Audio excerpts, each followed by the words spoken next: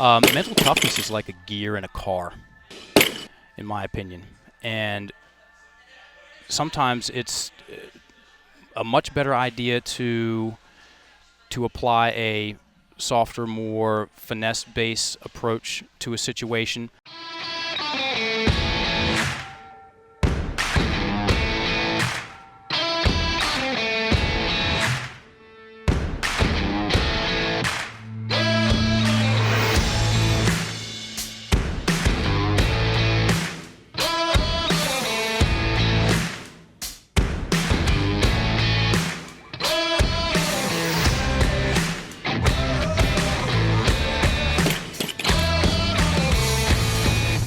Welcome to Barbell Shrugged. I'm Mike Bledsoe here with Doug Larson and Kenny Kane, and we have traveled up to Venice Beach, and we're at CrossFit Paradiso, and we're hanging out with Mr. Mark England.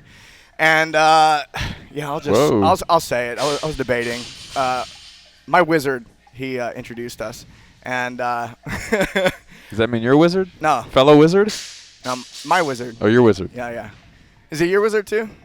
Or he's one of yours. He's the most authentic wizard that I know. I'm not a wizard.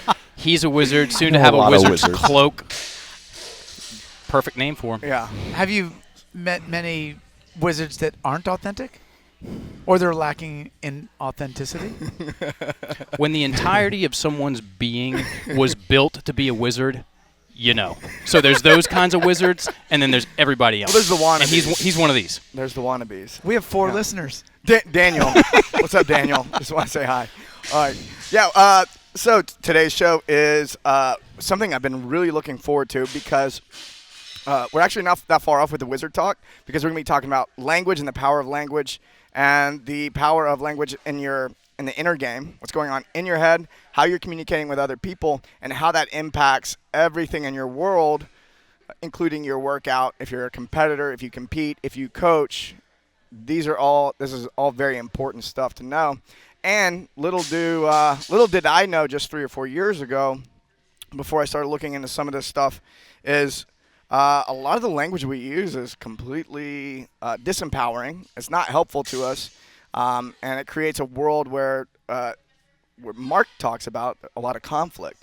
So I know a little bit about what we're about to go into because Mark has created a program called Vocabulary, which our entire team at Barbell Shrugged has been going through. And I would say we're about 2 weeks in, and everybody's getting phenomenal results in a lot of different ways. So make sure you listen to this entire show. It may sound like we're on a different track than normal, and we are, but you're gonna love this. So. Yeah, I tend to think what we're gonna do is more like a mental toughness episode. Yeah. And being mentally tough. Just like being good at CrossFit, it's a skill, and it's a learnable skill, and we're going to learn some tactics on how to make being mentally tough a whole lot easier today. Mental finesse, maybe. Mental finesse. Yeah. Mark, yeah. So your story, you were an athlete at one point. You are are we all athletes? I don't know. I think Doug and I decided on the way up here that we're no longer athletes. At one We're not actually athletes. We train every day. Does that count? Yeah. Well, Mark, I mean, you come from an athletic background. At one point's a better way to say it. I'm soft now. Yeah. Softer and happier. I'm not sure how that works out, but yes, I wrestled in high school and got introduced to Brazilian Jiu-Jitsu in college in 1997 and fell in love with it. I ahead of the curve, man. Mm-hmm. Yeah. There's a big difference between pinning someone and submitting someone. Doug, you train. Totally. There's a world of difference there. Mm-hmm. So I fell in love with the people's sport. way cooler, for the record. Way cooler. Way cooler. Yeah. By way more practical applications to real world. Significantly. Yeah. I'm not trying to hold anyone on their back. I'd rather just No. choke them unconscious. Yeah. Get the thing done and move on. Right. So the first practice, I fell in love, stuck with it, got introduced to Thai boxing, and blended those two things together, as people do, and got into MMA. And that was my thing, man. It just turned me on on every level. Graduated college, and I had the opportunity. It was either one of two things were going to happen. I was going to go pro MMA. I was fighting amateur, go pro. Every athlete's going pro. Right. Yeah. Right. Or I was going pro when I was younger. Yeah. Yeah. Yeah. It's true though. It's like that's the mindset that we all start with, right? It's like we're gonna go pro, and there's no plan B, right? There was no plan B. Yeah. There was only 2 plan A's, and both of them revolved around that. It was either stay in Virginia and go pro, or move to Thailand for a year and train, come back and go pro. So I chose Thailand.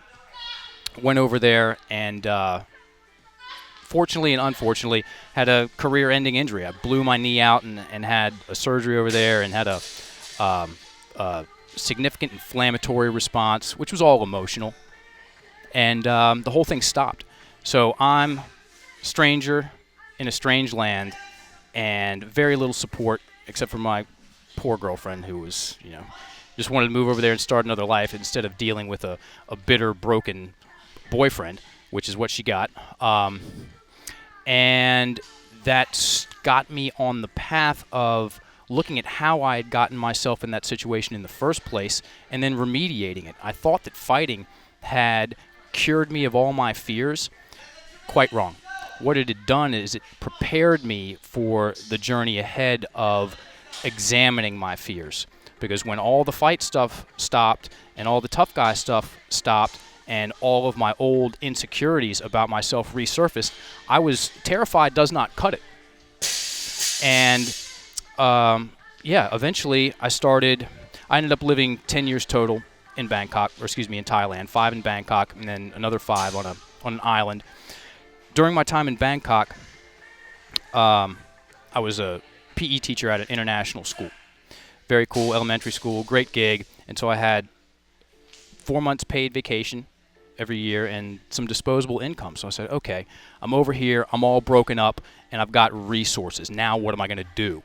So I started going down to a spa on the island of Koh Samui and doing these physical detox programs where you would go and you would not eat for 7 to 10 days, take these intestinal tract cleansing pills and shakes and stuff, and really shut down your digestive system. What that does, amongst other things, is it gives people a certain amount of clarity to reflect on themselves. And Is this an enjoyable process? Enjoyable is an opinion. People, just like a lot of the CrossFit stuff, people like the outcomes more so than some of the hardcore training because there's pain involved, and there's pain involved in that. I kept going back down and doing these programs, and eventually I had a conversation with a man that changed the trajectory of my life forever, and he ended up being one of my mentors in this work. He said, hey, I'm doing this talk on emotional health and well-being tonight. I think you should come. And he said that in such a way where it just reached inside of me, and he was about 62 at the time. It just reached inside of me and poked that sore spot. So I said, okay, I'll show up. And he talked about language. He talked about how it influenced us, how our stories influence all different kinds of responses in the body. He went into stress responses and perspective and identity. And then he asked if there was anyone who was having a problem of sorts. And this one girl, she raised her hand, and he said, what's going on? And she said, well, I had a breakup 4 years ago, and I'm still angry about it. He took her through the story. At the end of the story, tears, angry, upset, crying. Took her through the story again, made 2 adjustments in the language, and now she's sad, no tears. And this is very obvious that she's having a personal transformation. 3rd time, one more change to the language. Now her perspective is, the guy was kind of weird and it was never going to work anyway. I'm glad it didn't work out. So I saw that, and I knew that what he was talking about applied directly to me. Stood up, went to the internet cafe when they used to have those things, and downloaded this PDF on on what he was talking about. It was called Emotional Freedom Technique at the time, and started working on my own story.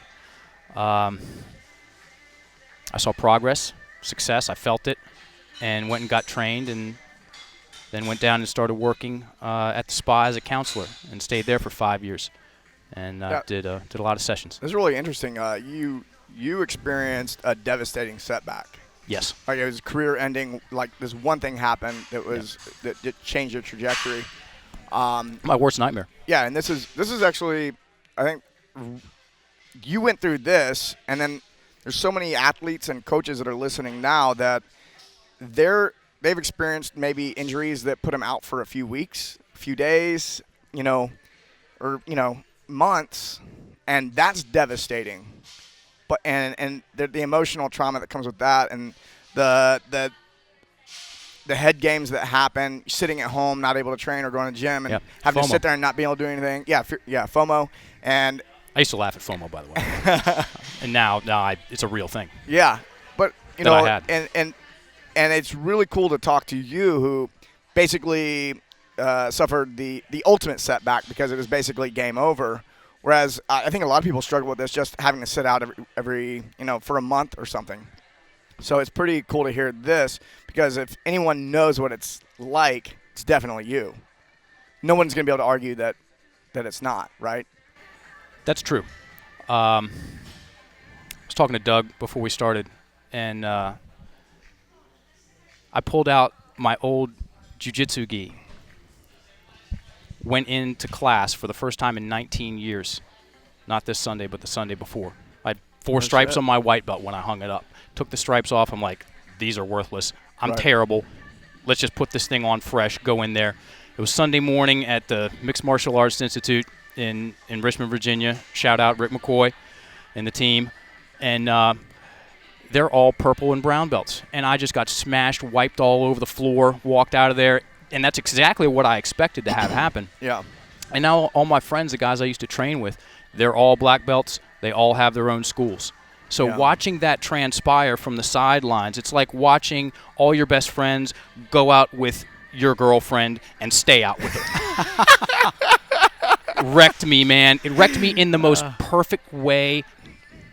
I couldn't have scripted a better beginning to myself, because I wasn't happy. I was not happy. The first, I lost my first MMA fight. My second fight, I won, and I remember this like it happened yesterday.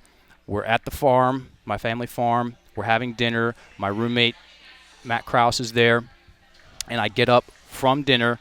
This was on Sunday, having won on Saturday, and I remember walking out the screen door, and this sense of dread of everything's the same, nothing changed, came over me, and I was convinced that once I won a fight, I would be a different person. Yeah. And I was like, oh my God, this stuff's still here. And so we mapped out the language of what that stuff is.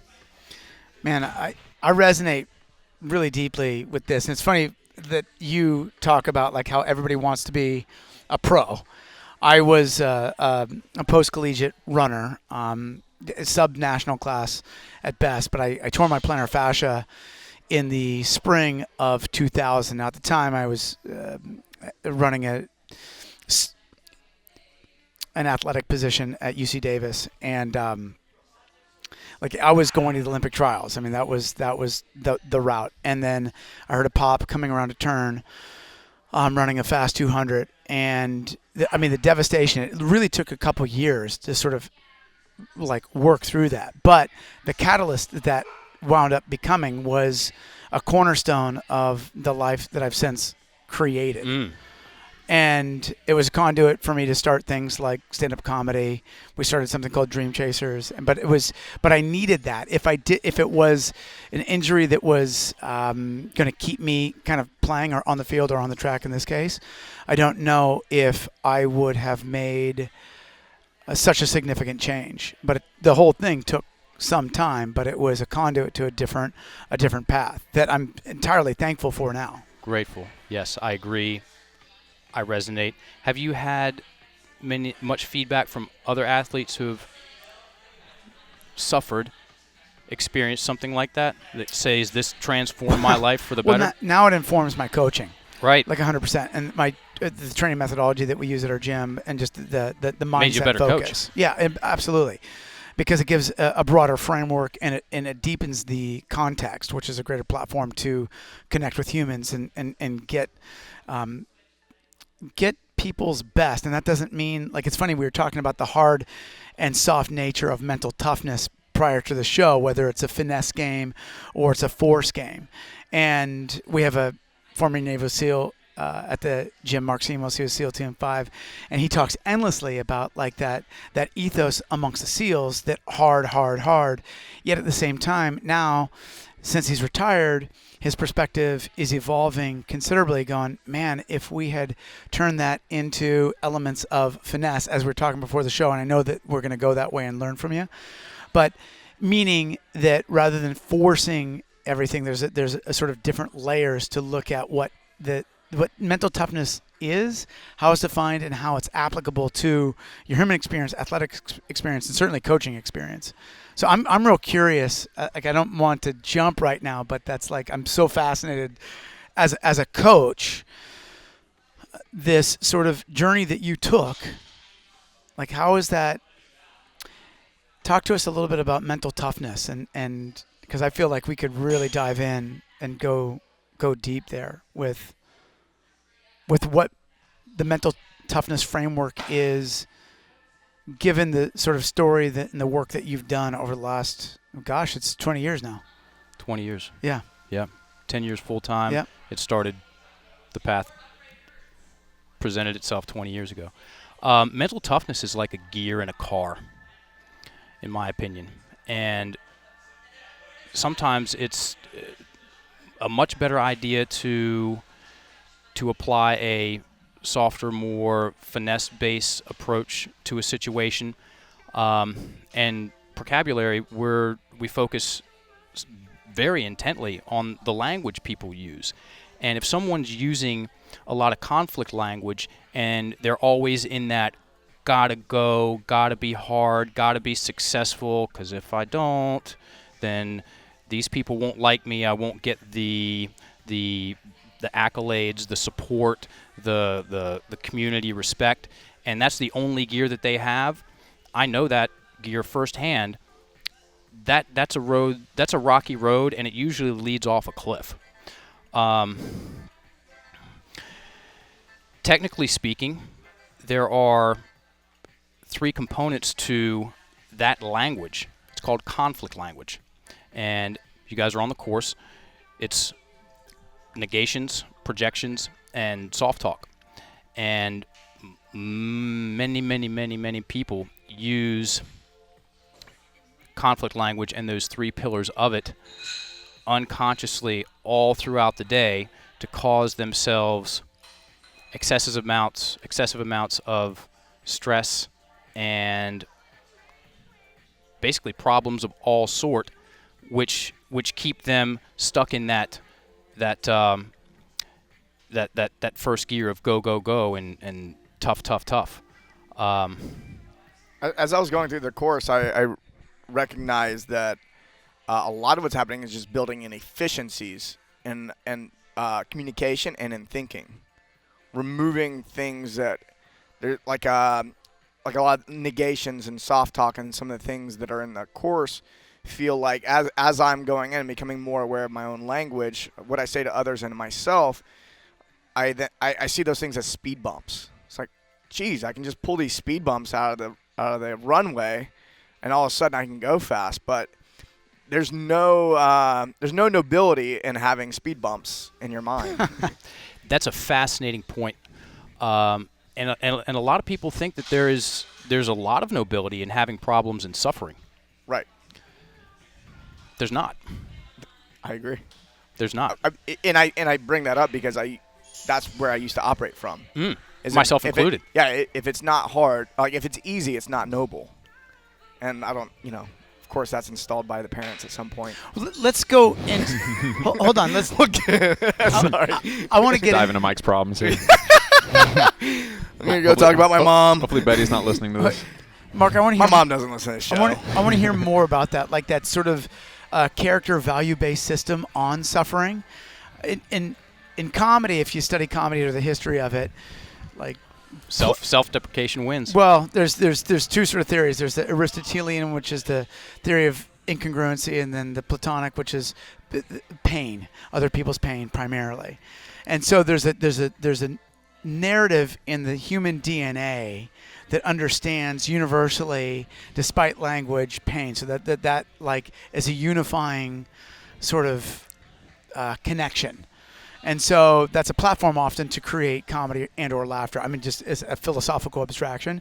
But I want to hear more about that because, Mike, you tripping out right now? No. No, we're good. Yeah. So I was just thinking about pain and suffering and philosophical thoughts. Okay. Go for it. So It's his own world over here. yeah. So on that, like, let me hear about that a little bit more, because that's really interesting. Because I know that's like confrontational. Like, who listens, who watches the show? People who very much like the thing that binds the people who follow this show is what's happening in here. Hey, we're going to get together at 2 o'clock and suffer together. We're going to do a 14-minute suffer, and then we're going to do a 12-minute suffer, and then we're going to do a max effort suffer. And that is, and like, ICU might speak a little different language, but this suffering thing, we all know what that feels like, and now we're getting closer via that. So it's Well, that's kind of to me. That's kind of like that's positive suffering. We're going to intentionally make Conscious, ourselves suffer, and that's going to orchestrated bring us suffering. Yes. together as a community, as a tribe, or whatever you want to call it. One thing that I've learned from you in the vocabulary course is that you could have an intention with what you're saying that is the exact same as saying it a different way, and create a bunch of suffering for yourself that you don't want. Big So time. I could come in here and say, like, I don't want to do bad today, or I could say I want to do well today, and those are trying to convey the same thing, that I want to do well and not do bad. Not doing bad and doing well are kind of the same thing. But this is you mentioned negations earlier. This is a negation versus an affirmation. And so if I say I don't want to do bad or poor at the workout, then now I'm thinking bad, poor, and now I'm beating myself down, and I have anxiety about like not messing up and not being judged and not having people not like me.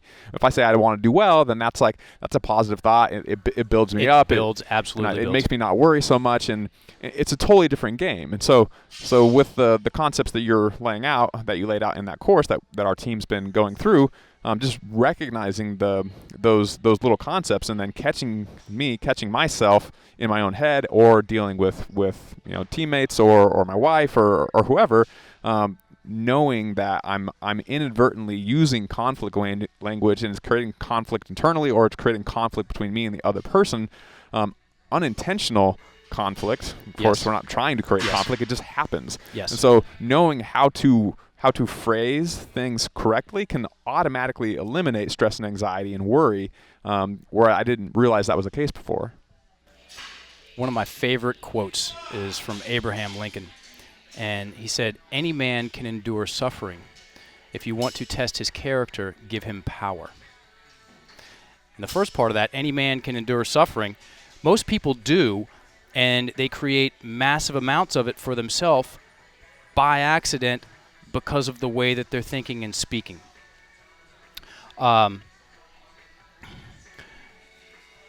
Conflict language, it's, you mentioned parents earlier. Language is an inheritance, and it definitely builds momentum. And when we talk about language in the course and in presentations and things, we talk about the mechanics of language. So you mentioned, I don't want to do bad versus I want to perform well today. Or, I don't want to rush in there and not warm up and then get injured. So what did I just make a picture of?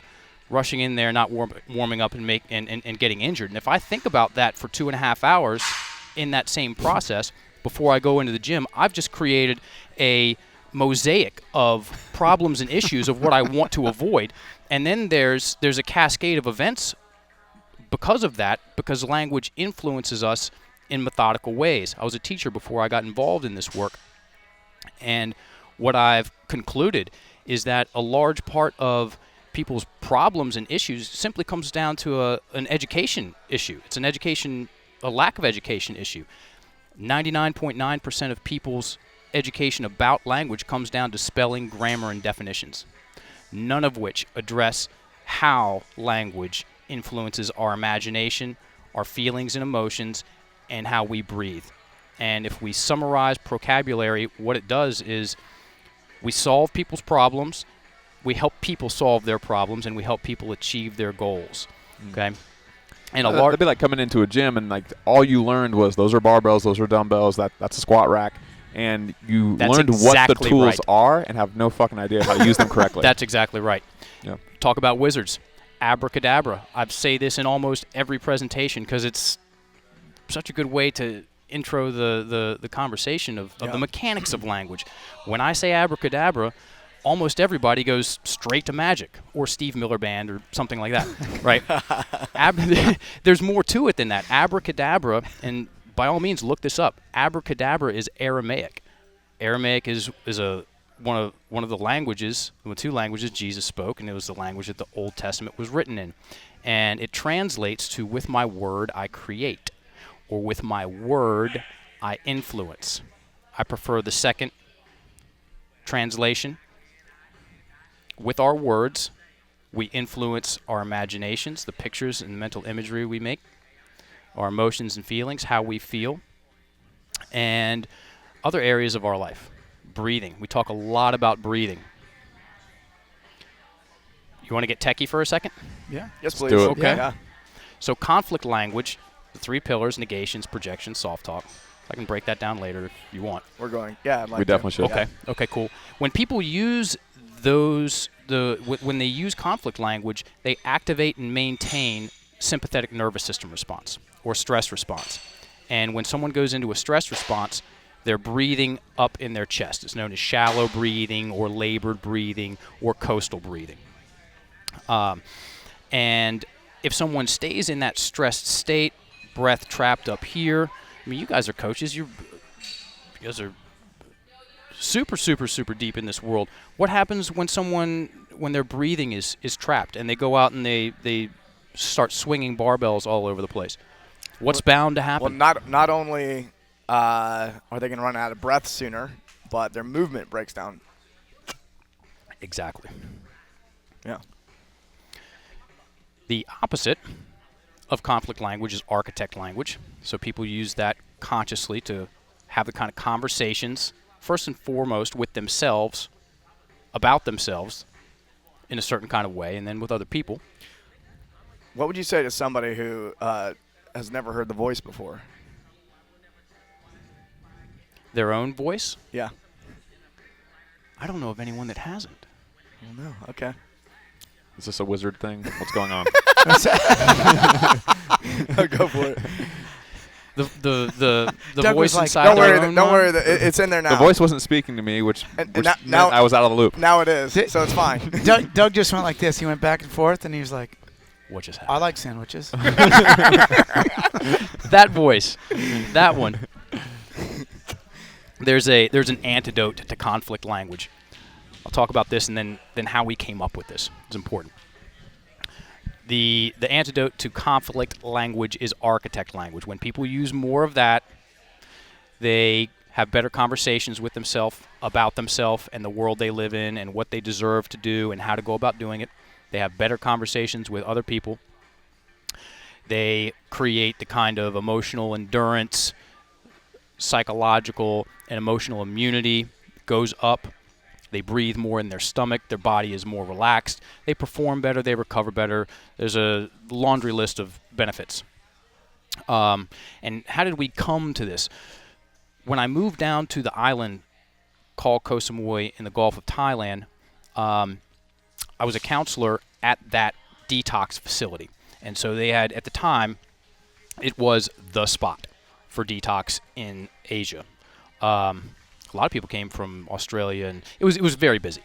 Okay, so I did thousands of sessions, sitting and paying very close attention to what people were saying and how it was influencing them. What words were people using to describe their problems, and what happened when they did, and then what happened when we took out this word and put in that word. And I started making mental notes, and those mental notes turned into notebooks. And then my genius business partner, Adam Chin, shout out to him, he comes along 2014, and I'm like, dude, look at this. He comes from a sales training and personal development background, like a prestigious one. And he said, this is excellent material, and we can make it better, and we've got to do this, this, and this. We shook hands, and Procabulary was born September 2014. And, yeah, the stage is set. We're going to have some very interesting years. Yeah, we're going to take a break in a minute. One thing I want to mention is I am friends with somebody who's worked with you, and then he's in turn worked with me, going back and removing, reframing situations to think about them differently, like you're describing the work you've done with people. And one of the things I noticed is afterwards, like for months afterwards, more energy, less stress, better sleep. Actually needed to eat less food. Interesting. Yeah. So there was a lot of things that the work we were able to do actually accomplished a lot as an athlete. I love hearing that. Yeah. So like I move better, eat better, and all that.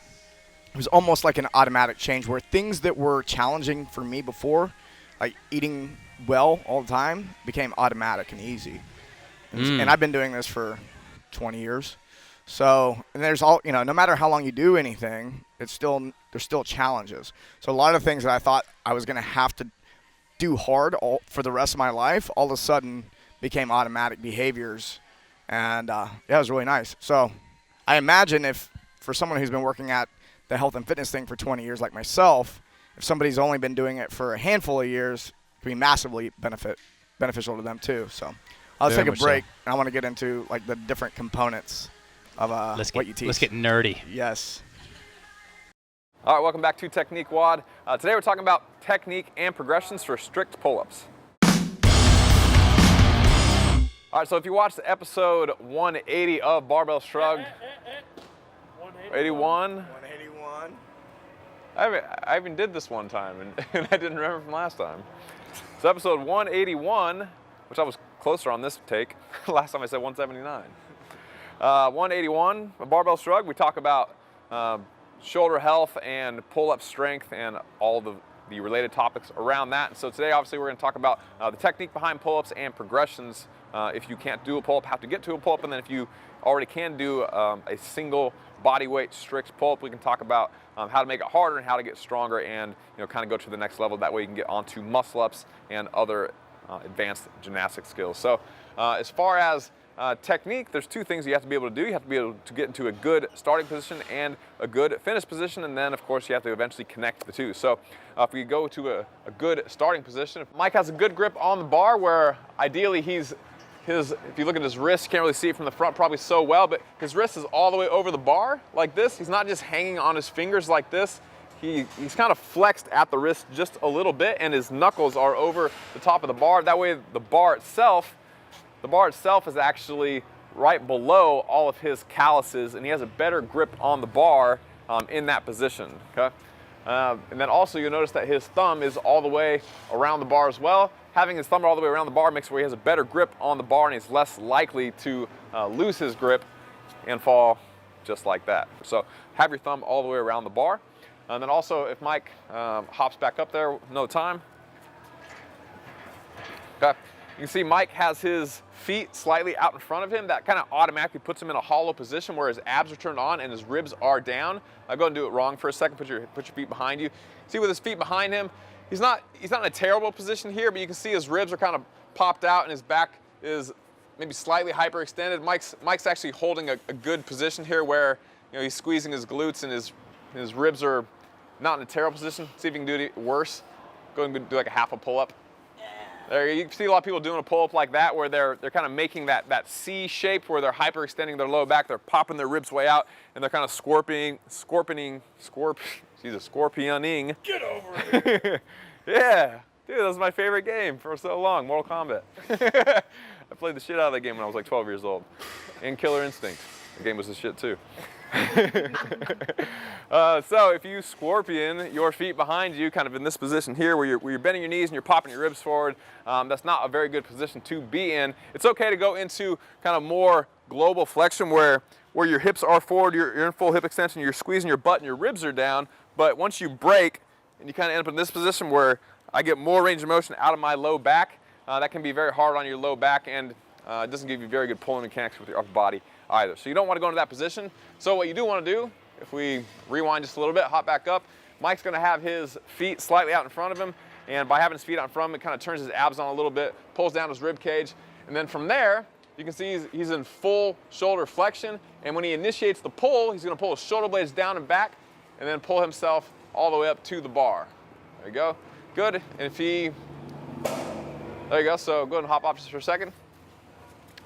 So you see, as Mike's pulling himself up, he's more in that globally extended position, which again, being globally extended is okay with your ribs down and your butt turned on. That's one style. He wasn't hyperextended with his legs behind him like we just mentioned. The other style is to stay all the way hollow throughout the entire movement. So if he does the other style where he keeps his feet out in front of him, keeps his ribs down, that's the other style for doing a strict pull-up, being in that fully hollow position the entire time. So go ahead and one more time, we'll talk about the final points of performance.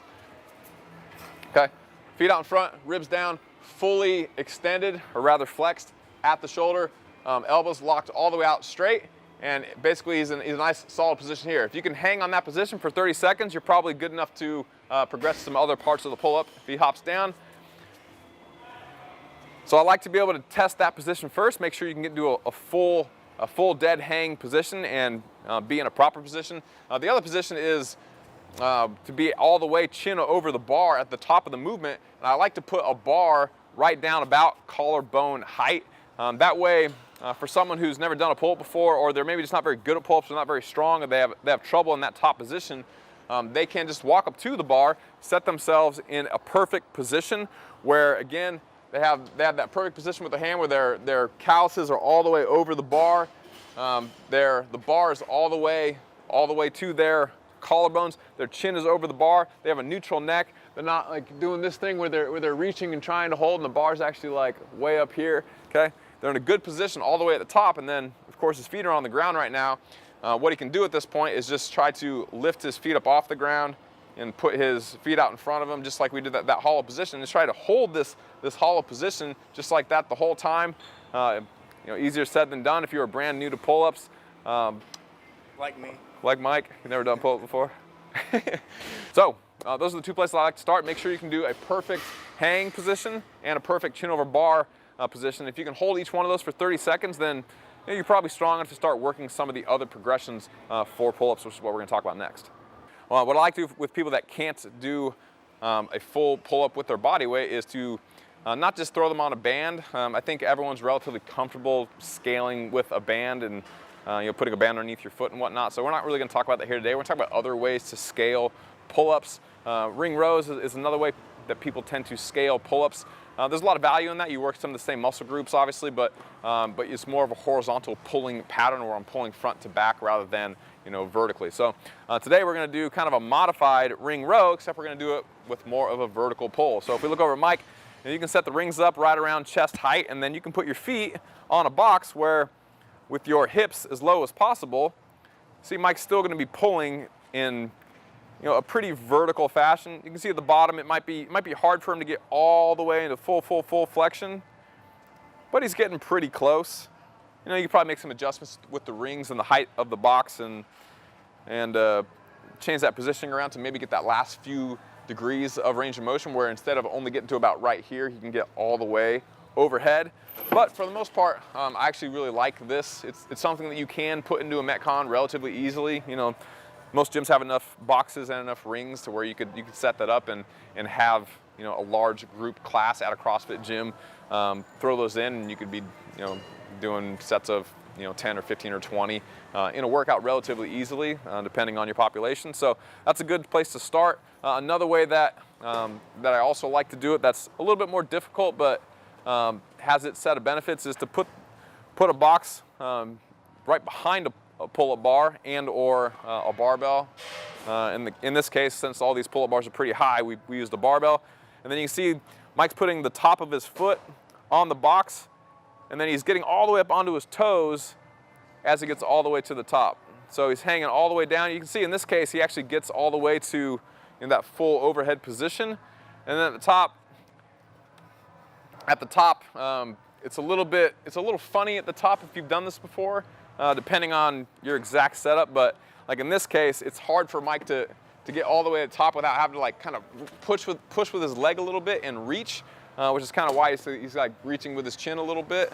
And the bar rolls a little bit too. So it's not a perfect setup, but I do think there's a lot of value here to this type of drill. Obviously, Mike doesn't do this drill very often because he doesn't need to, but as you get used to it, then it becomes a good way to practice pull-ups with just using a percentage of your body weight by having just your feet on the box, where you can actually hang all the way vertical in a separate fashion that you can't really get putting your feet on the box out in front of you, which was the first drill that we showed you. All right, the next exercise that we're going to do in this progression is to move on to an eccentric pull-up, which basically means that you're going to do just the down portion of the pull-up and you're going to go nice and slow while doing it. So if Mike hops up to the top, either by jumping on a box, there you go, hop all the way up to the top, he's in that hollow position, and then he usually will go between 5 and 10 seconds on the way down, something like that. Or in some people's case, you just say, just go, take as much time as you need, go as slow as you possibly can. And in their case, they'll go as slow as they can, but it only lasts 5 or 10 seconds. If you can't do like a 10-second eccentric, can't at least do one 10-second eccentric, then you probably don't need to do, three sets of 5 eccentrics. It's probably still a little bit too much load for you quite yet. You might want to still do the majority of your volume as rep work with all the other scaled variations, and/or doing bent rows and other non-pull-up variations that still make the same muscle group stronger. So if Mike hops up there, what I like to do is do like a 2 or 3 second hold at the top, get a good hold, and then do like 5 or 10 seconds on the way down, nice and slow. And then at the bottom as well, try and do like a 2 or 3 second hold. There you go, beautiful. So what you'll find is that a lot of people, they will be here, and then as they go down, they'll accelerate, and then they'll kind of just fall off at the end. And they won't control the last little bit of the range of motion. They'll kind of just fall all the way through, fall on the ground, then hop back up, and then kind of just fall to the ground again. So if Mike can demo that. Uh-oh.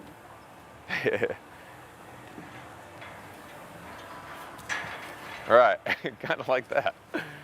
Perfect. So if you see your people doing that, it's either an effort thing, a coaching thing, as in they just don't know they're not supposed to do that, or something. And then if you go over there and now they're fully aware of exactly what they are supposed to be doing and not supposed to be doing, and they still can't do it, they're just not physically strong enough, then again, you might want to regress them back to one of the things that we discussed earlier in the video. All right, so obviously if you can do a couple of eccentric pull-ups, then you're well on your way to doing just strict pull-ups for reps, hopefully. So that's the next variation that people are probably relatively familiar with. So just go and knock out a few strict pull-ups.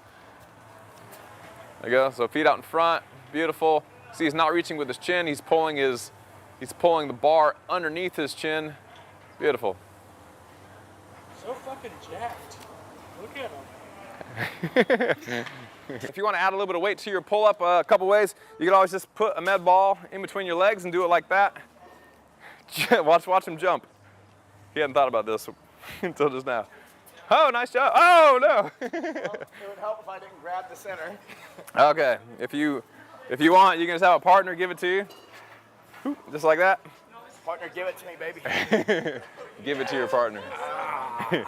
So you can do that. Same thing. That's after exercise as well. What was the weight on that? Oh, it's a massive 4 pounds. 40 pounds. It's 40 stones. As I drop the ball and it bounces. Or you could just, if you have dumbbells work pretty well too. Again, they can just cross their feet. Cross your feet. There you go. Just set it in there just like that. And you can actually do that with relatively heavy weight. It makes it a lot harder to be in that hollow position, but it definitely adds some weight to your pull-ups. I didn't grab any kettlebells, but you can just hook your foot underneath the kettlebell, kind of like this, kind of like that, and just pick up a kettlebell as well. That works pretty good. And then if you actually have a real weight belt where you can actually put it around your waist and strap up some real weight, that's the better way if you're going to actually put on 50, 100, 150, 200 pounds on a weighted pull-up, which people can do, so something to shoot for. Or you do the Andrea Egger deer pull-up. Or if you have a very heavy stuffed hunting decoy deer, you could put that between your legs and try to headbutt it on the way. Yeah, turn it around. So that's how you can add weight to your pull-up. Also, there's no reason to get stuck in just doing a regular pull-up all the time. There's many other variations of pull-ups you can do. Obviously, you can do a chin-up where your palms are facing you. If I want to demo one chin-up, there you go. I'm actually a really big fan of chin-ups, as I mentioned on the show, because being palm toward you like this, it makes you put your elbow in front of you, and it makes you be very externally rotated, especially at the top of the movement. You're all the way here, which puts your shoulder in a much more stable position, being externally rotated while in full flexion. So I really like to do chin-ups with pretty much any of our athletes. That way, they're not stuck just doing regular pull-ups all the time. I think there's a whole nother set of benefits to doing the chin-up. Also, if we're going to use hanging with that supinated grip in that fully flexed position on the bar, I think you get a little more range of motion by being with that grip position. So if you watch Mike hop up on the bar like that, hanging hollow like that, you can see that he's not actually all the way at the bottom. He has a little bit of a angle there, right? And so this is a good drill for guys like Mike to do that are like just a hair out of being able to get into full flexion. They can just hang in that chin-up position and treat it like it's its own separate mobility drill. So I like that a whole lot. Other variations, you could just be creative with it and maybe grab, right here and right there, and do a pull-up on an angle like that. There's nothing wrong with that. Anywhere that you can grab, where you can pull yourself up and down, is a great spot to do a pull-up, in my opinion. You don't have to be even. You could grab one bar here and another bar that's higher. It doesn't necessarily matter. The more variety, the better for the most part. Another one that I like, I think some people call these commando pull-ups, where you grab the bar this way and you go shoulder to shoulder.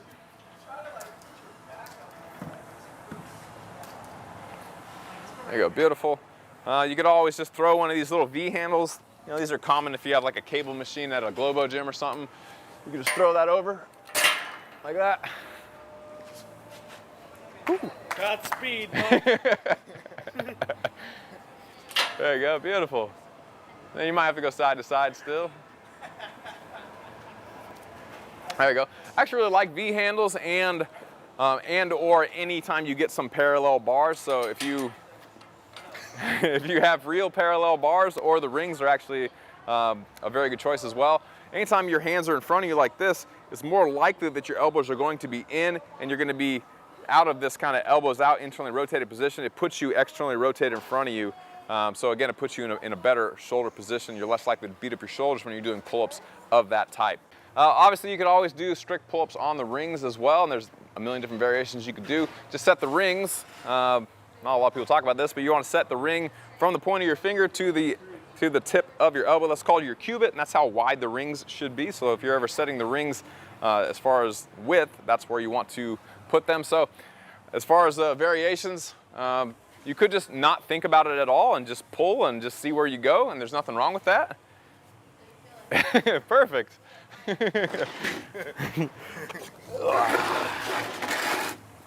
Or yeah, you gotta wiggle your legs as much as possible. Or you can try and intentionally, keep your arms like this, where the rings are flat towards you and your palms are towards you. Or you can go even, or you could intentionally keep them out. They're all, none are necessarily better than the other. They're just fun variations to play with. Rope climbing is always a good idea if you do a strict rope climb. A strict rope climb. Without using your legs is obviously going to be good for your vertical pulling strength. But if you have a rope, you can always just do kind of like towel pull-ups. I don't have grip right now. I haven't done pull-ups in so long. My grip just done today. Okay. All right, Mike couldn't do a pull-up on the little rope, and so we found an actual athlete to do it for us. So Liz is going to make Mike feel real bad, I hope. Can you do it? Oh, there we go. Oh, like it's nothing. She can crank out like 10 of these. Yeah. How do you do that? Well done. Good job. Sorry. Don't leave CTP hanging. Yeah, I wouldn't give her one either. All right, thanks, Liz. All right, if you want more variations of pull-ups, watch episode 181. We talk all about pull-ups. If you want more Technique WOD videos like this one, you can go to barbellshrugged.com. Click on the Technique WOD tab at the top of the page, and there are more videos like this in the library. We'll see you another day. Try it again, Mike. Oh, he just needed motivation. Join the conversation every week after the episode over at barbellshrugged.com. This is also where you'll find new episodes of Barbell Shrugged, Technique WOD, Nuggets and Pearls, Barbell Business, Get Change, plus new articles every day on our daily blog, written by us, guests of the show, and some of the biggest names in strength and conditioning. So, go there and leave a comment now. Oh my gosh, wow, that's so cool. Yeah, that's so awesome. Did you like this video?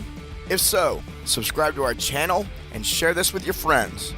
And if you want even more free, awesome resources to help you reach your fitness goals, plus some updates that we only share over email, head over to barbellshrugged.com and sign up for the newsletter. And we're back talking about vocabulary, and you just got a prime example of not vocabulary.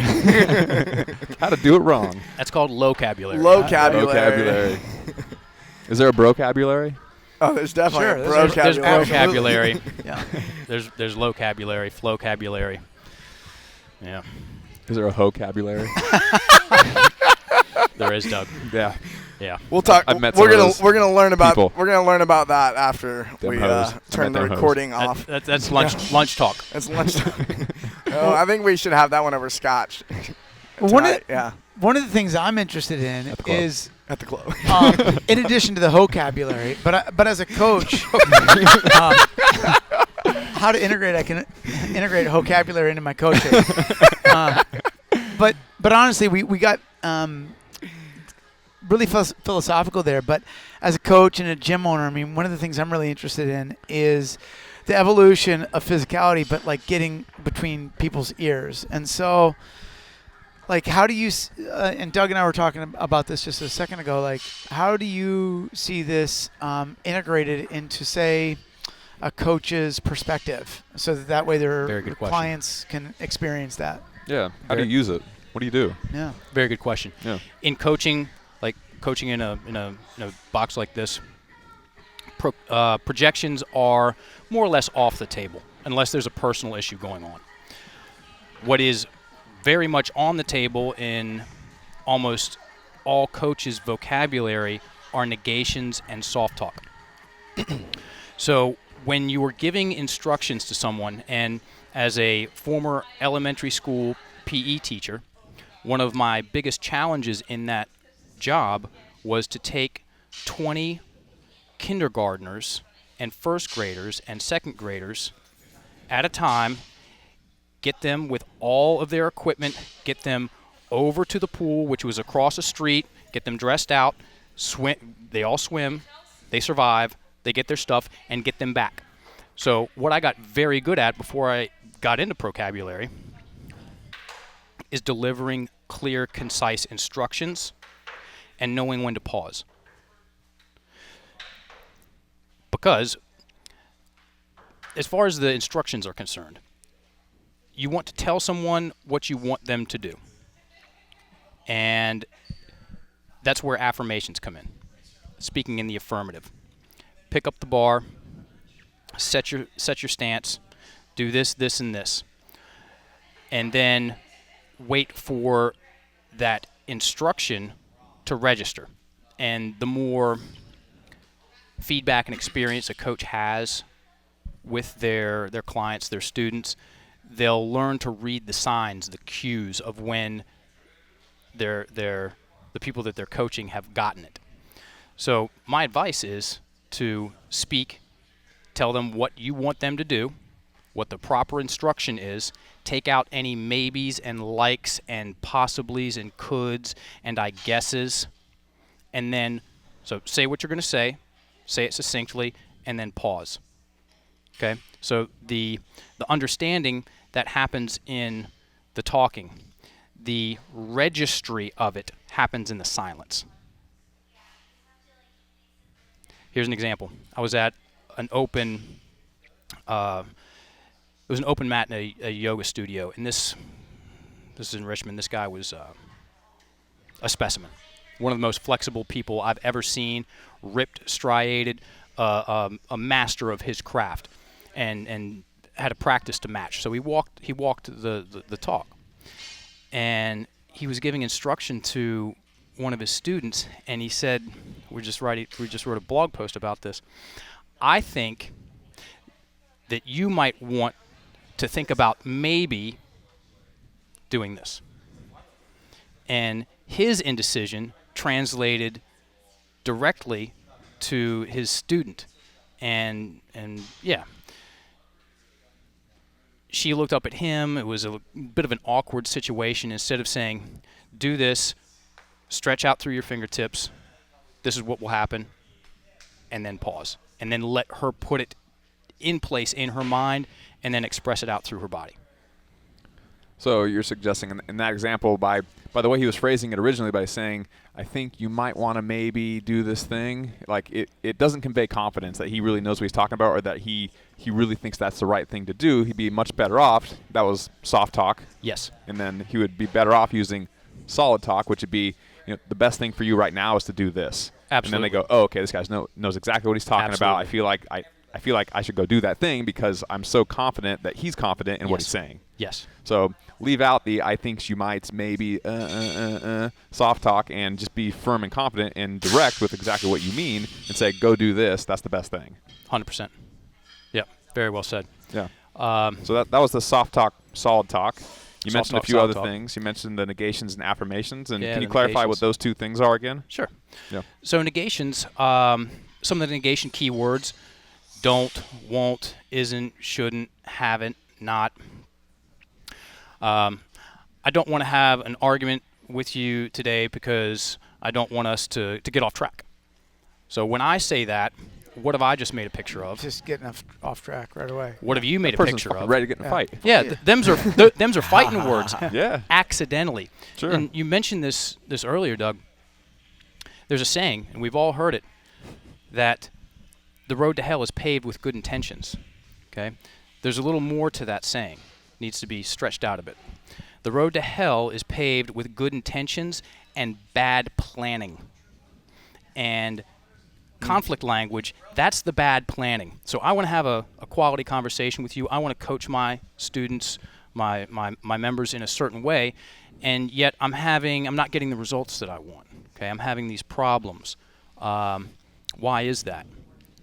A large part of that comes down to the language that they're using. So we have soft talk, solid talk, negations. I use this example in almost every presentation because it's such a good example. Language, it influences us in very powerful ways. I was coaching this young man. This was about 5 years ago. I was brought in. So we do half of our business in performance athletics, half in corporate environment. I was brought in to do a language audit for a sales team up in Calgary, and then coach their sales force. And I was having a one-on-one coaching session with this guy, and this is what he said, and this is what he did. Okay, so there's two chairs in the room, about from me to Mike.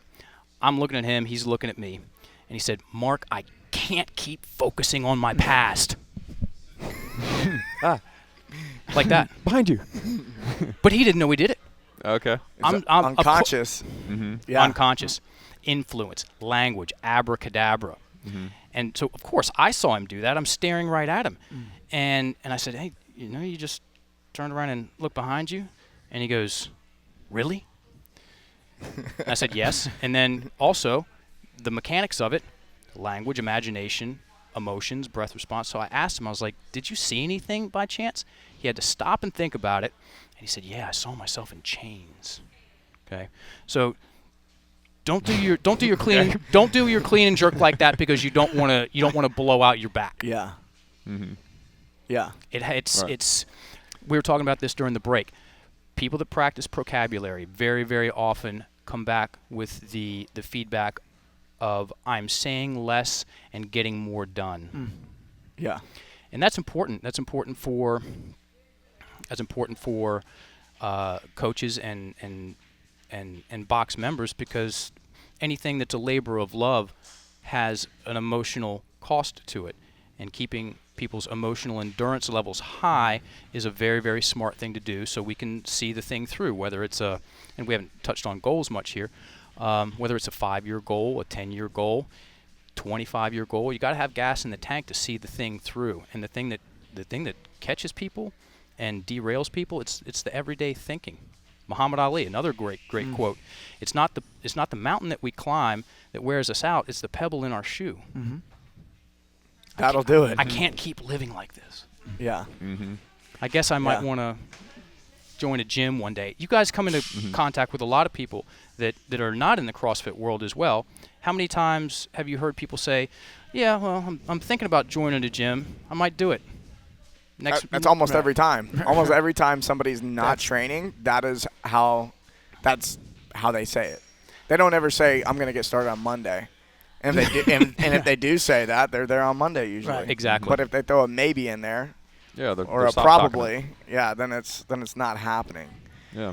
So back to the negations and affirmations. So practically in the gym, you basically want to focus on what you are trying to do, and not either in your head talking to yourself, or when you're coaching athletes or coaching your friends or whatever. You don't want to be telling them to not do, to avoid doing bad technique. You want to tell them to do good technique. So instead of saying like, don't let your knees dive in, you want to say, knee over toe or knees out. You want to say, don't be on your toes. You want to say, be on your heels. You don't want to say like, don't let your butt pop up. You want to say, keep your butt down. Like, you want to focus on the thing that they're trying to accomplish.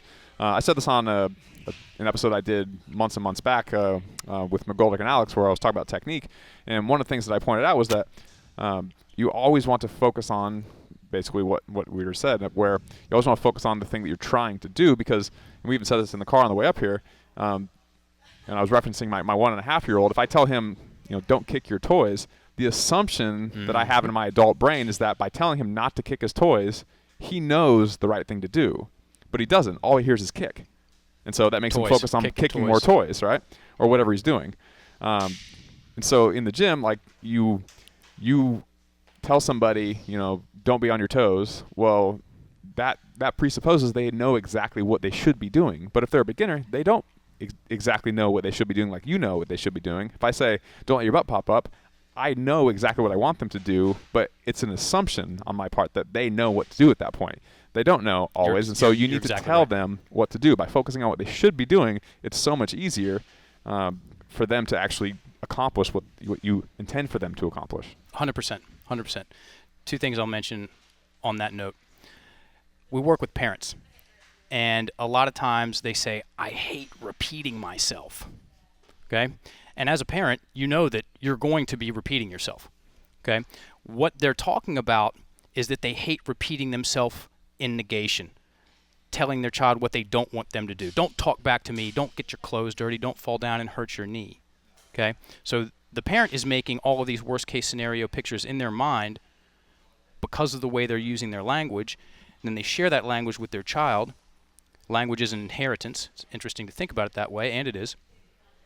And then the child makes those pictures, and then there's conflict. There's a disconnect in what I want them to do and what they are doing, and then I get mad, and I think it's their fault. Yes, that's quite common. And the second point, I forgot.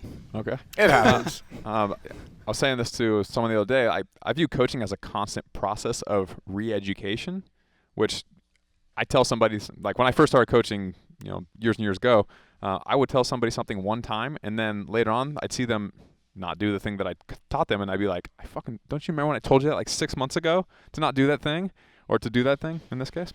I remember what I was going to say. It's on those lines. Cool. We do an exercise. I was just filling it in while you Dude, thought you your just thing. you help me out, man. Get me back on track. Team effort. We do an exercise in our presentations where I'm ordering, you're the waiter, and I tell you I don't want a cheeseburger, and I can't have gluten, and I don't want pasta, and I will never eat a salad, and you should not bring me ice water, and do about 15 or 20 of those, and then I'm sitting there expecting something to happen, and you're like, you're going to say what? Yeah. What What do the hell you want? Especially if you're soft What the talking hell the do whole you thing. want? Yeah. If you're soft talking the whole thing too. You're like, Then it's murderous. Then it's murderous language. So annoying. Okay, but that's a very good point. If you said that to a waiter, again, and kind of like I just said, like if you say that, you can't. It's in that example, you can't assume he's going to know what you actually do want, because it's just ridiculous for anyone to assume that he would know what you do want. But we often do make that assumption with other people in other situations. Very often. Like, don't fucking yell at me. Like, okay, well, maybe they know in that case. Okay, well, don't yell means talk normal, but still them's fighting words. In a lot of situations, people don't know what you actually want. And in the waiter example, it's obvious that how could they know what you want? So I think it's a great example. Yeah, it works. It gets the point across really quick. Another thing we do with soft talk, we get some people to write out their goals and then put 5 pieces of soft talk in there.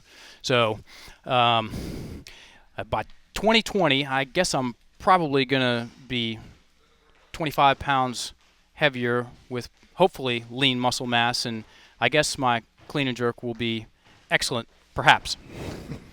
And it's that cognitive dissonance. You can't have that kind of directness, and it just highlights it really well. Yeah, and if someone told you that was their goal, you'd be like, dude, that guy's not exactly. accomplishing that. Exactly. That's for sure. Like there's no way that dude's doing that. Exactly. And back to application in the gym. I personally, now I have spoken exclusively in the affirmative for 6 months. That was about 4.5 years ago. I thought to myself, I want to see if I can do this. So I monitored every single thing that came out of my mouth all day, every day, from the time I woke up to the time I went to sleep. It is possible. I do not recommend, negation acknowledged, doing that when people start learning vocabulary, because it creates a lot of stress. You turn into a language Nazi. That's just it's rough. But that was a negation. Sometimes I use them, and when I use them, I hear all of them. Sure. And here's back to that point, is that I like negations. I like using negations consciously for contrast. So if I'm giving instruction about what someone's doing in the gym and I'm using 80% affirmative, and then I observe that using a couple of negations, so about 80-20 rule, to help them understand what not to do, it's very valuable. What we're talking about is the unconscious use of negations, like the waiter analogy, which is scarily more accurate than not. Yeah, when I used to do the Technique Wad videos, I used to, as a tactical technique teaching tool, we would always do kind of like, I guess at this point we call it like a negation sandwich, kind of, where it's like you tell them what to do, and then you tell them what not to do, and then you again tell them what to do. Love it. It's conscious. It's conscious. It's strategic. Yeah. Go for it, man. That's great. Yeah, that way they see what they hear, and you show them what to do first. So that's the first thing they see. And then you frame context around, okay, well, you don't want to do it this way because you'll get injured this way. And then they go, okay, now I know why it's important. And then you go, okay, and then that's why we do it correctly this other way. And then then it reinforces what to do at the end. So what to do, what not to do, and then what to do. Sometimes when I get my arrogant coaching shirt on, I'll we all got them. Yeah, but I'll This is Kenny's though. It's a thick sweatshirt with a big jacket. Man, I'm staying warm today. We're in LA, and I've got 3 layers. Typical SoCal. I'm SoCal. It's funny when you're it's talking like it's about 50 degrees. Got to get the parka out. When you're talking about ordering the food, the waiter example is like, well, that's just like pretty much going to any restaurant 40 feet from here. Oh yeah, well, they're at least used to it. So sometimes when I find myself a little bit exhausted or tired, or I'm coming into the space frustrated, frustration for me as a coach is often my own projection about people like bypassing the process towards a metric. So they're going for something without actually functioning in the moment and processing the movement well. So in my frame, when I get frustrated like that, I'm like, basically, you could do this knees in, back rounded, all up on your toes if you're an asshole, or you could, and then I would do the jiu-jitsu example, provide something else. Now, and it's funny because I feel like I'm calling my own self out when I'm listening to you talk, and I generally have a positive construct, but when I do notice that when I get tired, I will off of my own projections because I value the process and I want people to experience being in their bodies as they're going, and then also being active in the process with me, trying to coach them, having them experience this like fully and getting everything out of it. And so that's the thing for me. And sometimes when I start, if I put a couple sessions together, I'm like, look, motherfuckers, and it gets to that point where I'm just like, the negative is how I frame things. And it's funny that you're saying that because I think most coaches can sort of empathize. There's also like coaching fatigue. Like if you're doing it for a minute, there's a point where you become very masterful. At the same time, you can get a little exhausted. And when you're seeing the same things over, you're like, really? But I guess that's the thing. Yeah, you just mentioned projections, and that's kind of the last tactical tool in your bundle here, where there's, and you probably should speak to this more than me, but there's projections and then there's reflections. All right? Yeah, you guys are nailing them. Cool. So we what took are those? the course. Yeah. I watched all your videos, which I really think are crazy valuable. I use them every day now. I can't not use them. Is actually kind of where I'm at. Yeah, you can't unknow it. Yeah, I can't not know it. That's right. Plato's Cave allegory. So what's so there's no going back. Google it. Plato's Cave allegory. Google it. But Google it backwards. It'll be easier to find. Plato's Cave allegory is fantastic. So projections and reflections. What are those, and how do we use them to? Great question, Larson Doug. Go for it. Projections. It's the art and science of delegating responsibility for what we create for ourselves onto other people and other things. We've all heard them. Anytime you hear an argument, they're almost always present. If you ever want a deep dive, turn on Jerry Springer. So, oh yeah, yeah. I've done that. That's interesting. That'd be really fun to do. I never even thought about that. A couple of times when the whole show. I've wanted to explore content. I'm like, okay, let's turn on some Jerry Springer. Let's turn on Maury Povich, and I just listen to what they say. And sometimes they'll have just the most hilarious projections that you've ever heard. Another great story about it.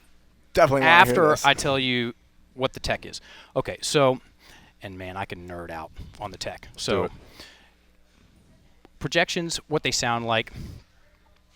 Projection keywords: you, he, she, they, mom, dad, people's first name.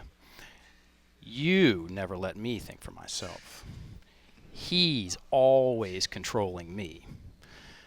My mother makes me feel this big. And so what I've got a friend, she commonly says, lives and dies by him. She says, that comes from my mom. Yeah. Like I do that because of my mom. Yeah. I'm like, okay. You're still doing it. You're doing it. Still doing it. Yeah. Right. So it's assigning responsibility to someone who's not you, or something that's not you. It's external responsibility delegation. Masterfully said. You should teach this stuff. Totally. What it does is that it creates, as far as the mental imagery is concerned, it creates victim, perpetrator pictures and movies.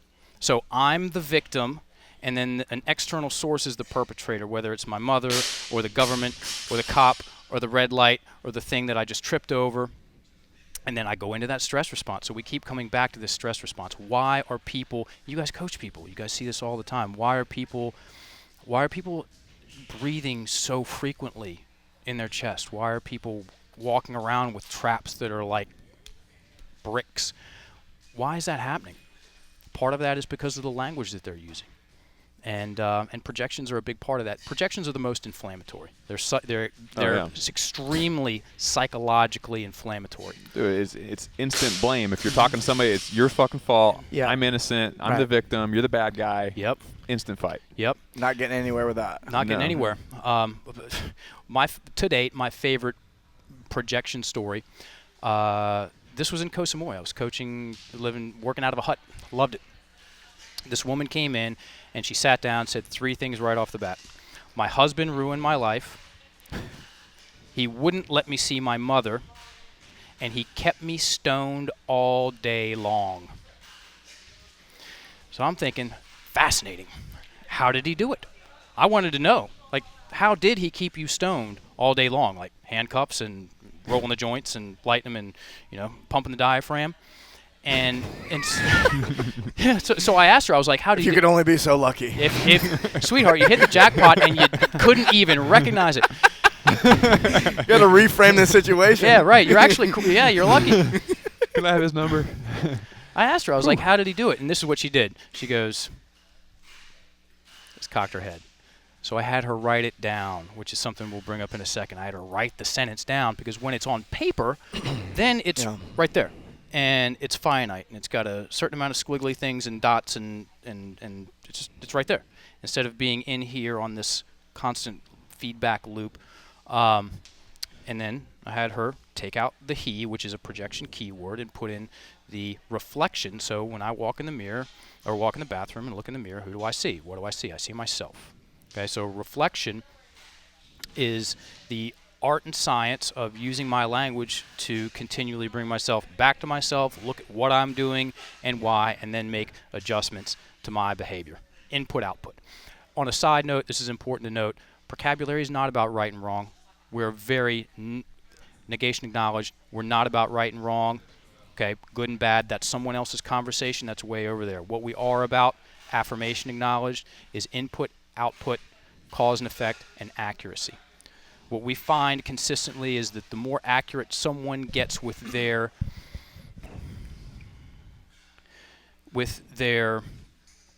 way they're telling themselves a story, the more free they become, the more accurate their story gets, and the more empowered they become. More on that in a second. He kept me stoned all day long. We took out the he, put in I. I kept me stoned all day long. She read that, sat with it. Is that more or less accurate? She said it's more accurate. And from there, her other projection stories started to unravel. She walked out of there breathing differently, feeling better. Her blame level was way down. And what I've found after, I'm pushing 4,000 individual coaching sessions, so each one of those is an hour, is that those three language patterns, it's either one of them, most of the time it's all three. They're at the core of people's worst case scenario stories about themselves, their problem stories about the world. One of those three components of conflict language. And simply writing it down, looking at it, and having the basic vocabulary training to take out the negation keywords, replace them with affirmation keywords, remove the soft talk, and really take a cold, sobering look at the projections can, and quite often does, makes all the difference in someone going from not enjoying life to enjoying life. Sounds like a really cool exercise to do as a coach. Yep. It's not something that I would recommend or I would try to do right out the gate. Right. I'm usually somebody who, I like to apply things as soon as I learn them. Sure. And this seems like something I should obviously practice before I brought to an athlete or client is, okay, we see how this works. I may hear something. I'm going to go back home or in my office. I'm going to write down what that person said and then practice the vocabulary stuff before I go in and try to implement this with anybody. It seems like that is the way. You could get confused real quick. I mean, Me I think first. I would. Yeah. Yeah, that's the best way to go about doing it. Let me learn about this. Let me contemplate this, apply some of it to my own story, and then work out from there.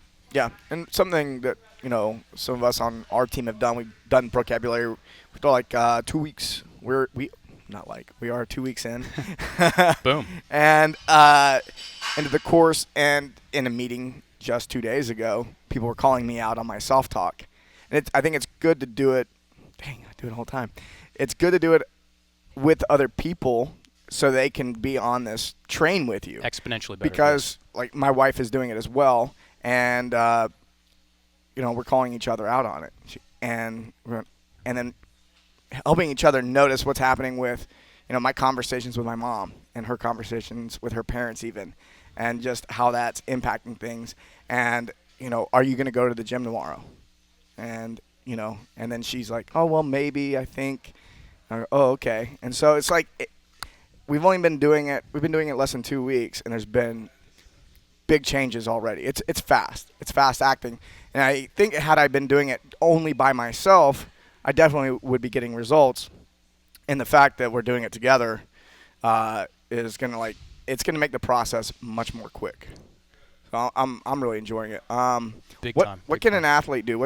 Is there an exercise, or can we get into how an athlete needs to talk to themselves, or how they can talk to themselves to be more positive? Maybe let's get out of the coaching and more into how an athlete can treat themselves here.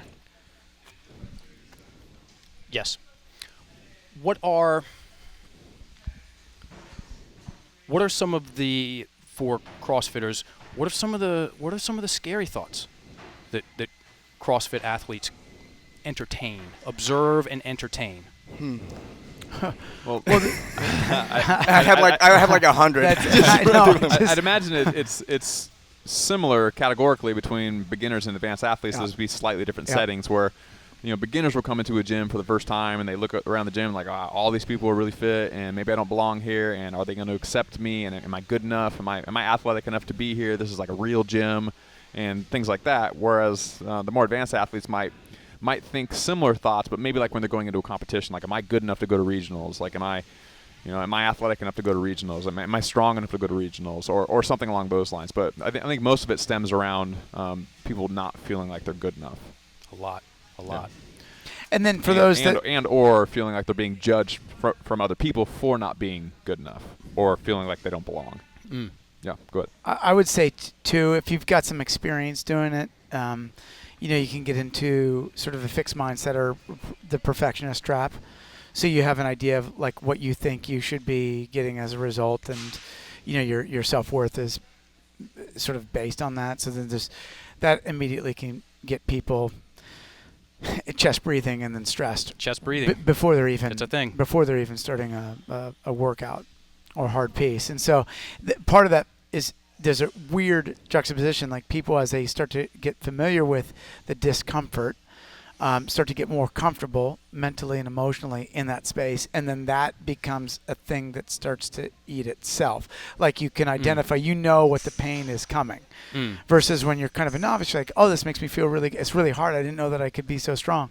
And then it's like, oh God, I got to go there again, and I got to keep coming back and going there. And then that can become defeating for some of these people. So my advice for the beginners is simplify your thought process about what you're doing and why. So if they're having questions about, is this safe for me to be doing? That's a question. And if I keep asking myself that question without answering that question, I'm going to keep asking myself that question. Answer the question. And write it down. I mean, yeah, Daniel's getting a cloak. This is a magic wand. This is a magic wand. Write it down. Is this safe for me to be doing? And write out the reasons why it is. Okay.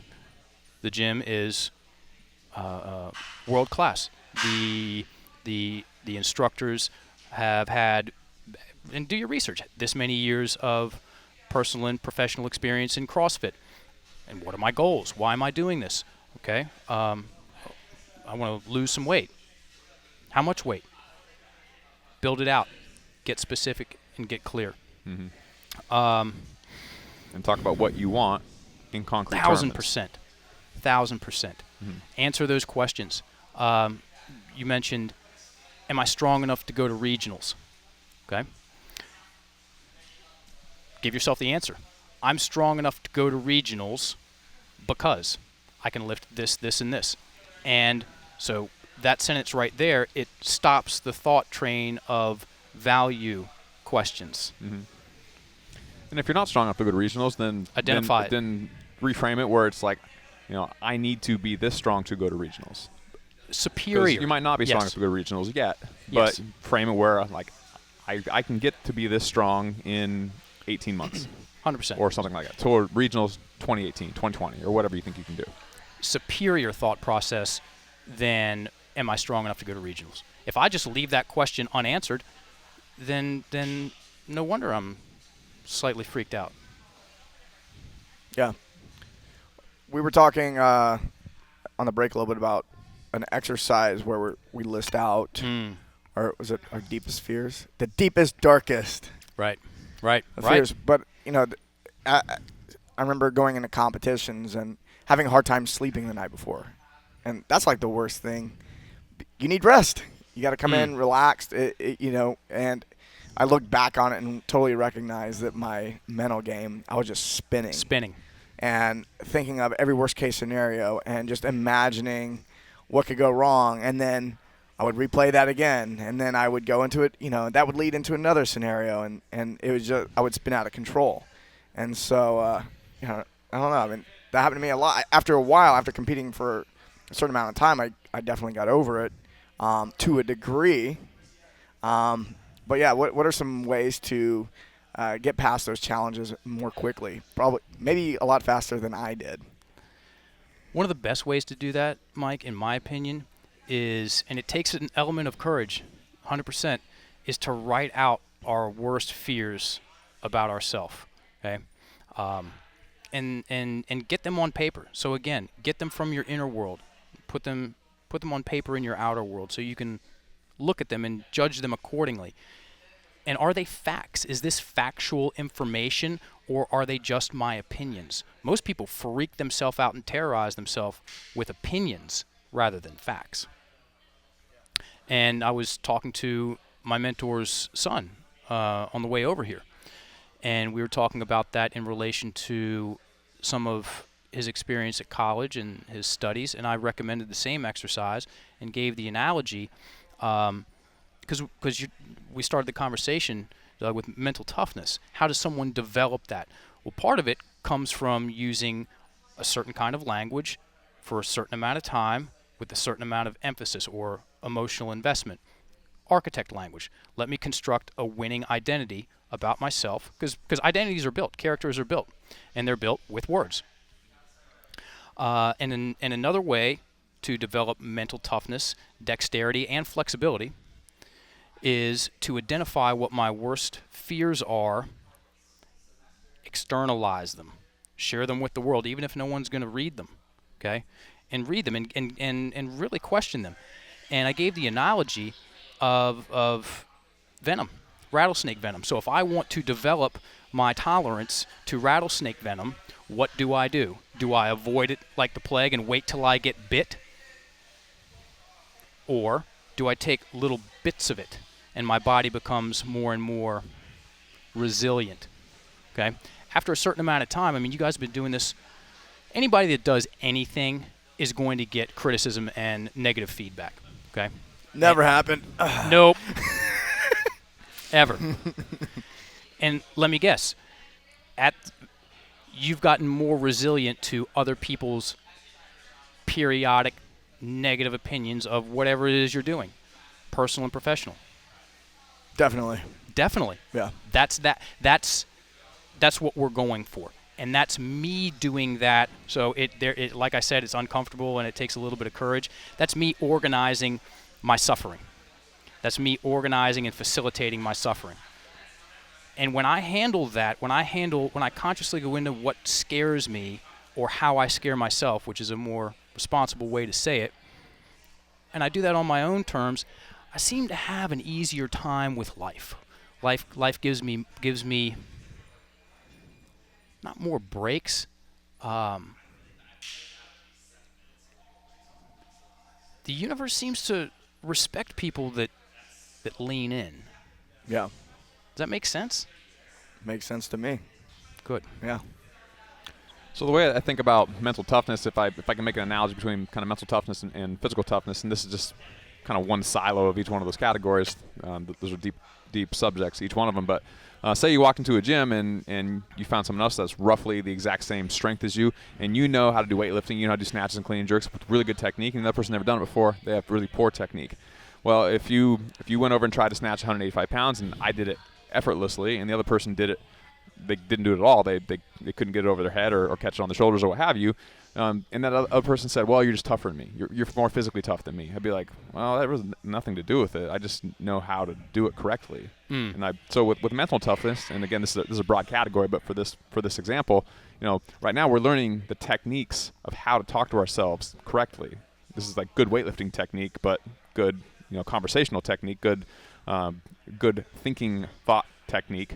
And if I can talk to myself correctly, then it just simply becomes easier to be quote unquote mentally tough, where I'm not really more mentally tough.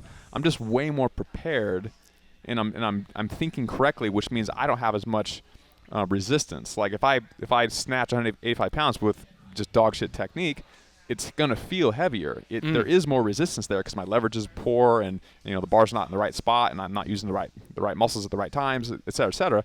Like there's more resistance in that case. And so again, if we bring it back to the mental side of things, if you're using conflict language, there's more resistance, and so it's harder to be as quote unquote mentally tough because you're just doing it wrong. It's the essential. It's basically akin to overtraining.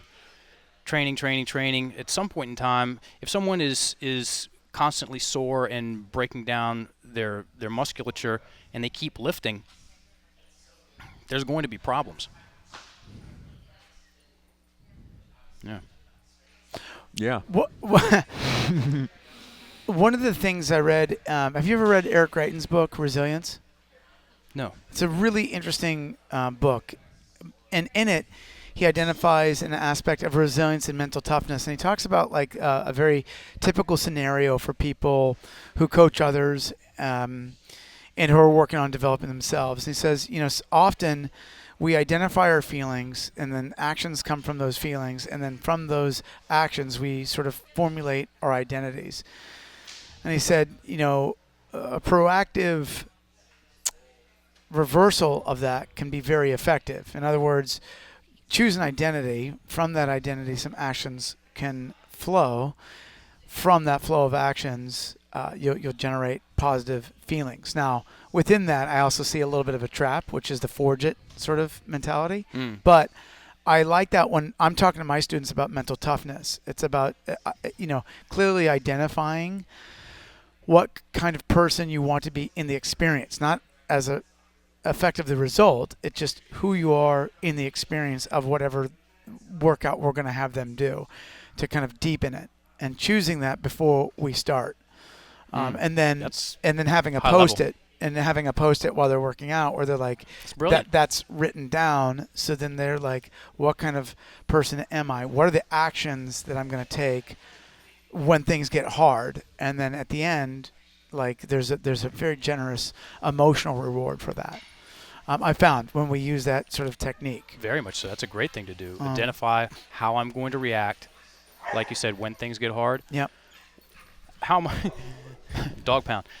What am I going to do when those thoughts show up that are on paper? How am I going to dispel them? The definition of to dispel is to cast out the negativity of. The definition of a spell, let's get a little bit magical. The definition of a spell, Webster's, is a word or a combination of words. Google it. A word or combination of words of great influence. So the statements, I deserve to be here because. Powerful, it has influence. By definition, it's a spell. I shouldn't be here because. Powerful, it has influence. It's a spell. Some spells need to be broken. Oh. I can dig. Yeah. Let's wrap this up. Where can people find you? If they want to take the vocabulary course like we're all taking, where do they need to go to do that? Very easy to do that, and we have a promo code for all of your listeners. Go to procabulary.org, click on Shop, click on Core Language Upgrade. Add to cart, view cart. In the promo code, coupon code box, enter Barbell. It's a $300 course. You'll get $100 off with that promo code, and a couple other emails and first names and last names, and you're in the course. And it's we put a lot of thought and consideration into the material and who's taking the course, because anyone that's going to have an interest in developing their linguistic skill sets for whatever reason is going to be busy doing other things. They're proactive people. They're type A people. And so it's an extremely easy course to take, 10 to 15 minutes a day, 21 days, and you've got more information about language and its mechanics of how it influences you than almost, well, anyone does. You'll have more energy. You'll be more focused. You'll have better conversations with yourself about yourself and what you can do, what you deserve to do, and that will radiate out into everything that you do. So we stand by it, love it, get great feedback, and yeah, it's a game changer. And if you couldn't tell, we obviously think this is super cool. We're all doing it, and we're really enjoying it. And like I said earlier, I can't not use the things that I learned in that course, which means it's a damn good course. So thank you for letting us take that course. Like, I'm really enjoying it. My wife's going through it now with me too. So My I'm doing pleasure. it a second time. That's why we do this. That's why we do this. Like I said before, it's an honor and a privilege to be on this show with you all. Thank you for having me. Yeah, thanks, Bet. Mark. Appreciate Yeah. coming on the show. Yeah. Is there anywhere else people should be following you, social media? Oh, yeah. Okay, cool. Are there any pictures of you with your shirt off on the beach and doing a pose or anything? Give me 6 months. I'm a little bit fat right now. That's what Instagram's for, though. That's what Instagram is for. Vocabulary Any- 2020 on Instagram. No booty shots on Vocabulary 2020. Not yet. Yeah, we'll change that today. Okay. We'll get some booty shots on there. On booty shots on the canal, Yeah. on one of the bridges. We can even they do- happen a lot. We can do my booty. Oh man. Okay. Oh, that man. came out not anywhere like I. Yeah. But You know went what? in So all we'll right. edit that out. That'd be crazy. We're on Facebook at Vocabulary. Put that in. We'll come up first. And I would like to give a special shout out to Kara Silva and Tyler and Ashley at CrossFit Pushing Weight. They're about to open a super gym in Richmond, Virginia. And if you're interested in CrossFit, you want to go check it out, or you're already a long-time CrossFitter, go in there. They'll take great care of you, and they'll help you get the results that you want. I'm proud of all of you all. Good work, and this gym is going to be huge. So Super Excellent. gym. yeah, Cool. super gym.